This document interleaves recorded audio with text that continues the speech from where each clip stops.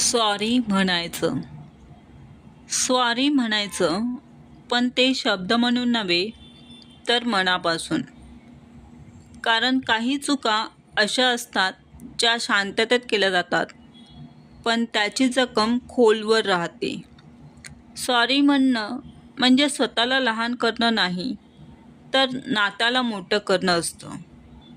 अहंकार बाजूला ठेवून दिलेला एक शब्द अनेक गैरसमज संपवू शकतो.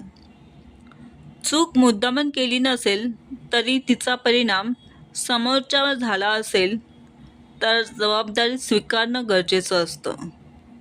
सॉरी म्हणताना कारणं देणे नाही, तर भावना समजावून घेणं महत्त्वाचं असतं.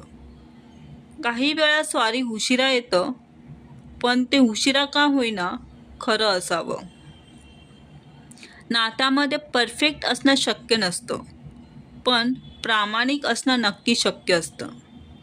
माफी मागणं म्हणजे हार मानणं नव्हे, तर नातं वाचवण्यासाठी उचललेलं धाडसी पाऊल असतं. म्हणून सॉरी म्हणायचं असेल तर मनात शंका ठेवू नका. कारण एक प्रामाणिक सॉरी अनेक तुटलेले धागे पुन्हा जोडू शकतो. श्री स्वामी समर्थ.